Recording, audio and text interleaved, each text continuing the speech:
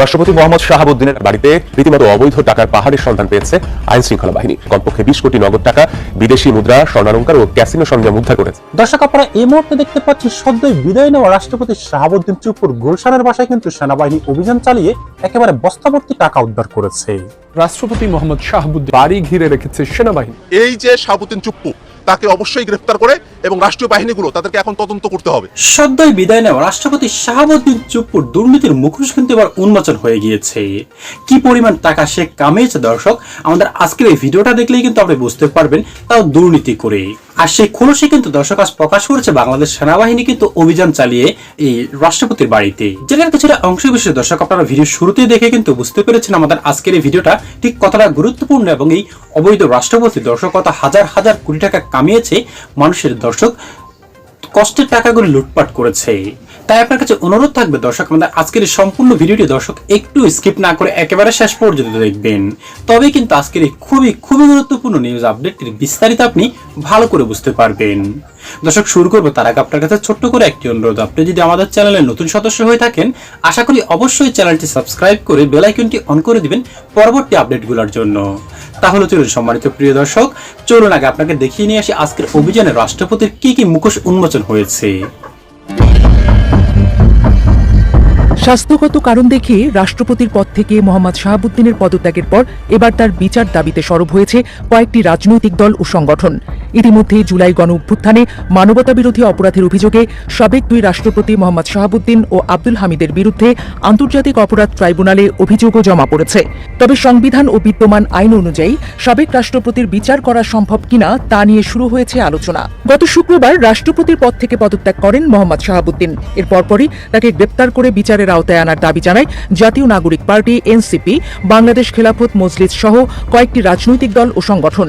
এনসিপির সাধারণ সম্পাদক আক্তার হোসেন বলেন, মোহাম্মদ শাহাবুদ্দিনের বিরুদ্ধে যেসব অভিযোগ রয়েছে সেগুলোর বিচার হওয়া উচিত। একই ধরনের দাবি জানিয়ে বিবৃতি দিয়েছে বাংলাদেশ খেলাফত মজলিসও। তবে এই বিষয়ে এখনই চূড়ান্ত অবস্থান না নিয়ে বিষয়টি বিবেচনার কথা জানিয়েছে জামায়াত ইসলামী। গত রবিবার আন্তর্জাতিক অপরাধ ট্রাইব্যুনালে পৃথক অভিযোগ দায়ের করে বাংলাদেশ আজাদী পার্টি ও রাষ্ট্র সংলাপ ফোরাম নামে দুটি সংগঠন। তাদের অভিযোগ, জুলাই গণ অভ্যুত্থানের সময় সংঘটিত মানবতাবিরোধী অপরাধের ঘটনায় সাবেক রাষ্ট্রপতি মোহাম্মদ শাহাবুদ্দিন ও আব্দুল হামিদের ভূমিকা তদন্ত করা উচিত। এদিকে সরকারের পক্ষ থেকে এই বিষয়ে সতর্ক অবস্থান নেওয়া হয়েছে। রবিবার স্বরাষ্ট্রমন্ত্রী সালাউদ্দিন আহমদ বলেন, সাবেক রাষ্ট্রপতির বিরুদ্ধে যেসব অভিযোগ তোলা হয়েছে সেগুলো সরকার আমলে নেয়ার মতো কিছু খুঁজে পায়নি। তিনি বলেন, দায়িত্ব পালনকালে রাষ্ট্রপতি সাংবিধানিক বিধান অনুযায়ী দায়িত্ব পালন করেছে। সংবিধান অনুযায়ী তিনি দায়মুক্তি ও আইনি সুরক্ষা ভোগ করেন। একই দিন আইনমন্ত্রী মোহাম্মদ আসাদুজ্জামান বলেন, মোহাম্মদ শাহাবুদ্দিনের বিরুদ্ধে ওঠা দুর্নীতি সহ বিভিন্ন অভিযোগ সরকার খতিয়ে দেখছে। জনদাবিকে গুরুত্ব দেওয়া হবে, তবে কাউকে অন্যায়ভাবে হয়রানি করাও হবে না। সবকিছু যাচাই বাছাই করে আইন অনুযায়ী প্রয়োজনীয় সিদ্ধান্ত নেওয়া হবে বলে জানান তিনি। সংবিধান বিশেষজ্ঞদের মতে সংবিধানের 51 অনুচ্ছেদ রাষ্ট্রপতিকে দুটি গুরুত্বপূর্ণ সুরক্ষা দিয়েছে। দায়িত্ব পালনকালে রাষ্ট্রপতির সরকারি সিদ্ধান্ত বা কর্মকাণ্ডের জন্য তাকে আদালতে জবাবদিহির মুখোমুখি করা যায় না। একই সঙ্গে দায়িত্ব থাকা অবস্থায় তার বিরুদ্ধে ফৌজদারি মামলা করা বা গ্রেপ্তার করাও সম্ভব নয়। তবে দায়িত্ব গ্রহণের আগে বা দায়িত্ব ছাড়ার পর যদি তিনি কোনো পৃথক ফৌজদারি অপরাধে জড়িত থাকেন এবং তার সুনির্দিষ্ট প্রমাণ থাকে, সেক্ষেত্রে আইনগত ব্যবস্থা নেওয়ার সুযোগ থাকতে পারে বলে মত দিয়েছেন আইনজীবীরা। বিশ্লেষকদের মতে মোহাম্মদ শাহাবুদ্দিন পদত্যাগ করায় তাকে আর অভিশংসনের প্রশ্নও নেই।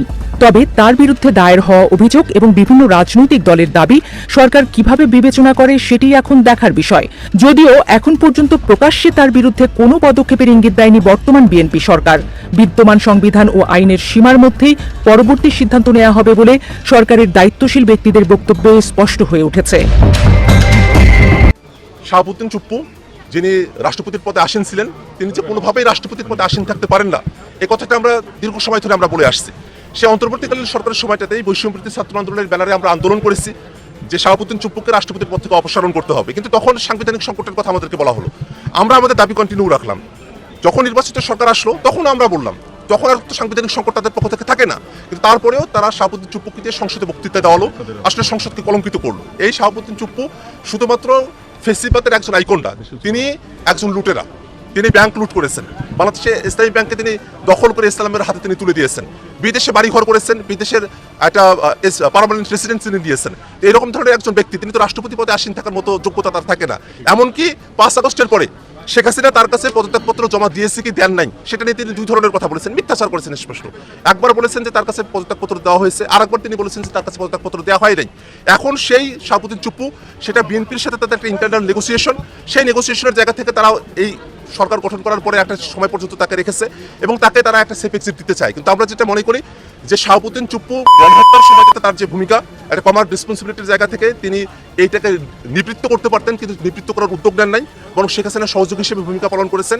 এবং তার অতীতের যে অপকর্ম এবং পরবর্তীতে এই বাংলাদেশ রাষ্ট্রকে নিয়ে বিভিন্ন ধরনের যে ষড়যন্ত্র তিনি করেছেন, আমরা জেনেছি ডেইলি স্টারের বরাতে যে লন্ডনে গিয়েও তিনি শেখ হাসিনার সাথে যোগাযোগ করছেন। এই ধরনের ভূমিকাগুলোর কারণে তাকে কিন্তু এখন আইনের আওতায় নিয়ে আসতে হবে। অনেকে বলছেন সংবিধানের 51 অনুচ্ছেদের কথা, সংবিধানের 51 অনুচ্ছেদের কথা অনেকেই বলছেন যে রাষ্ট্রপতিকে আইনের আওতায় নিয়ে আসা যায় না, কিন্তু এটা সম্পূর্ণ একটা ভুল কনসেপ্ট। কারণ রাষ্ট্রপতি পদে যখন তিনি থাকবেন ঠিক সেই সময়টাতে রাষ্ট্রপতি আকারে তার ফাংশনালিটির জন্য তাকে কোর্টে নিয়ে আসা যায় না। সেই সময়টাতেও কিন্তু সিভিল মামলা যদি হয় সেটা রাষ্ট্রপতির অ্যাগেনস্টে করা যেতে পারে।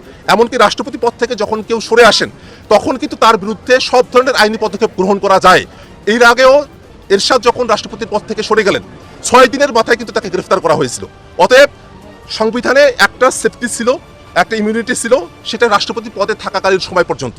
কিন্তু রাষ্ট্রপতির পদ থেকে যখন কেউ সরে যান তখন তার ব্যক্তিগত যে দায়বদ্ধতার জায়গাগুলো আছে সেটাকে আইনের আওতায় নিয়ে আসতে কোনো বাধা নিষেধ নাই, এটাকে মিসইন্টারপ্রেট করার সুযোগ নাই। সেটা দিয়ে সংবিধানে মধ্য দিয়ে আবার এই রাষ্ট্রপতিকে দায়মুক্তি দেওয়ার কোনো সুযোগ আর নাই। আমরা মনে করি এই যে শাহাবুদ্দিন চুপ্পু, তাকে অবশ্যই গ্রেফতার করে এবং রাষ্ট্রীয় বাহিনীগুলো তাদেরকে এখন তদন্ত করতে হবে। কারণ এই সময়টাতে কিন্তু রাষ্ট্রীয় বাহিনীগুলো তদন্ত করে নাই, কারণ তিনি রাষ্ট্রপতির পদে আসীন ছিলেন। এখন তদন্ত করতে হবে যে আরও কত জায়গায় এই শাহাবুদ্দিন চুপ্পু গণহত্যার সাথে সামিল হয়েছিলেন, সেই বিষয়গুলোকে খুঁটিনাটি বের করে তাকে একটা বিচারের আওতায় নিয়ে আসতে হবে এবং বাংলাদেশকে এই কলঙ্ক মুক্ত করতে হবে। বিজয়ের পরে কিন্তু বৈষম্যবিরোধী ছাত্র আন্দোলনের নেতৃবৃন্দ যারা আছেন, আমি তখনও কেবল জেলখানা থেকে বেরিয়েছি, কিন্তু যারা নেতৃত্বে ছিলেন তারা কিন্তু একটা জাতীয় সরকারের জন্য কিন্তু প্রস্তাবনা দিয়েছিলেন, কিন্তু সেই প্রস্তাবনা কিন্তু খারিজ করে দেওয়া হয়েছে। সেই প্রস্তাবনাটা মানা হয় নাই। যদি সেই প্রস্তাবনাটা মানা হতো তাহলে হয়তো অন্যভাবে ইতিহাসটা লেখা হতো, কিন্তু আমরা কিন্তু বসে থাকি নাই।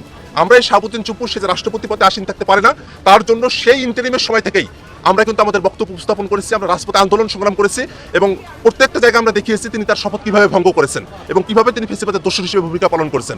অতএব এই শাহাবুদ্দিন চুপ্পু, তার কোনো লেজিটিমেসি নাই এবং তাকে অবশ্যই গ্রেফতার করে বিচারের আওতায় নিয়ে আসতে হবে। জুলাইকে কেন্দ্র করে বাংলাদেশে যে ঐক্য তৈরি হয়েছিল সেই ঐক্যটা এখনো পর্যন্ত বহাল আছে। কারণ জুলাইয়ের ঐক্যটা হয়েছিল বাংলাদেশ একটা ফেসিবাদী শাসনের বিরুদ্ধে, হাসিনার যে অপশাসন দুঃশাসন তার বিরুদ্ধে। কিন্তু জুলাইয়ে বিএনপি বলেন, জামাত বলেন, আমরা তখনকার যারা ছাত্ররা ছিলাম বৈষম্যবিরোধী ছাত্র আন্দোলনে বা অন্যান্য যতগুলো রাজনৈতিক দল আছে তাদের সকলের মধ্যে কিন্তু জুলাই প্রশ্নে একতার জায়গাটা এখনো পর্যন্ত আছে ঘটনা আকারে এবং সেই ঘটনার ফলাফল আকারে। কিন্তু পরবর্তীতে আমরা যে জুলাইয়ের আকাঙ্ক্ষার জায়গা থেকে একটা রাষ্ট্র কাঠামোতে সংস্কার চেয়েছিলাম সেই জায়গাটাতেই একটা মতভিন্নতা তৈরি হয়েছে এবং বিএনপি জুলাইয়ের পরে যে নতুন একটা বাংলাদেশের চাওয়া, সেই চাওয়াটার সাথে তারা আর এগ্রি করছে না, সেখানেই মতবিরোধের জায়গা। এবং এটাই তো বাস্তবতা। যদি কেউ বাংলাদেশ রাষ্ট্রটার ভালো না চায় তার সঙ্গে তো আপনি আর মিলতে পারেন না। কিন্তু আমরা এই আহ্বানটা জানাই যে জুলাইয়ের প্রশ্নে আমাদের একতাবদ্ধতা থাকবে, কিন্তু বাংলাদেশ রাষ্ট্রটাকে নতুন গতিতে এগিয়ে নিয়ে যাওয়ার জন্য কেউ যদি বিপক্ষে অবস্থান নেয় তার বিপক্ষে অবশ্যই আমাদেরকে অবস্থান গ্রহণ করতে হবে। এই জায়গাটাতে সমঝোতার কোনো সুযোগ নেই, বরং বাংলাদেশের স্বার্থেই জুলাইয়ের শক্তিগুলোকেও এক থাকতেও হবে। আবার যদি বাংলাদেশ বিরোধী কিছু হয়, বাংলাদেশ রাষ্ট্রটিকে অগ্রসর করতে না দেওয়া হয়, সেখানে যদি মতভিন্নতা হয়, সেই মতভিন্নতার মধ্য দিয়ে হলেও জনগণকে সাথে নিয়ে যেটা ভালো বাংলাদেশের জন্য সেটা আমাদেরকে কার্যকর। যদি রাষ্ট্রপতি শাহাবুদ্দিন চুপ্পু ক্ষমতা থাকাকালীনই কিন্তু তার বিরুদ্ধে নানা রকম অভিযোগ উঠলেও দর্শক সাংবিধানিক কারণে কিন্তু তাকে সরানো যায়নি। তবে এখন যখন ক্ষমতা ছেড়ে সে তার নিজ বাসভবনে উঠেছে দর্শক, তারপর থেকে কিন্তু তার বিরুদ্ধে কিন্তু নানাবিধ অভিযোগ, এমনকি দর্শক অবৈধ পথে টাকা ইনকাম করারও কিন্তু বেশ কিছু অভিযোগ উঠেছে। বিশেষ করে ইসলামী ব্যাংকের দর্শক 8,000 কোটি টাকা লোপাটের তথ্য কিন্তু মিলেছে এই শাহাবুদ্দিন চুপ্পুর নামে। আর যার ফলশ্রুতিতেই কিন্তু এবার সরকারের তরফ থেকে জানানো হয়েছে যে যদি তার বিরুদ্ধে এমন কোনো অভিযোগ তদন্তে উঠে আসে অবশ্যই তাকে গ্রেপ্তার করা হবে। এমনকি দর্শক হয়তোবা রাষ্ট্রপতি থাকাকালীন তার বিরুদ্ধে কোনো অভিযোগ উঠলে সেটা সাংবিধানিক কারণে তাকে কোনো কিছু করা যায় না, কিন্তু রাষ্ট্রপতি থাকার আগে বা পরে কোনো কিছু হলে অবশ্যই কিন্তু তার বিরুদ্ধে সে ব্যবস্থা নিতে কিন্তু আইনের দর্শক সেই ক্ষমতা রয়েছে।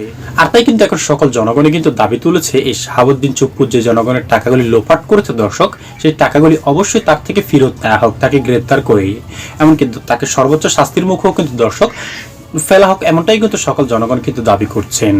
কারণ এই শাহাবুদ্দিন চুপ্পু কিন্তু দর্শক এসালামের সঙ্গে হাসিনার সঙ্গে হাত মিলিয়ে কিন্তু এই লোপাটের ঘটনাগুলি ঘটিয়েছে। হাজার হাজার কোটি টাকা কিন্তু জনগণের দর্শক আত্মসাৎ করেছে শাহাবুদ্দিন চুপ্পু।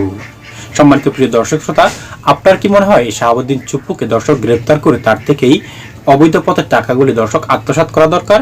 অবশ্যই আপনার মূল্যবান মতামতটুকু লিখবেন আমাদের কমেন্ট বক্সে। আজ এ পর্যন্তই, ভালো থাকুন সকলেই।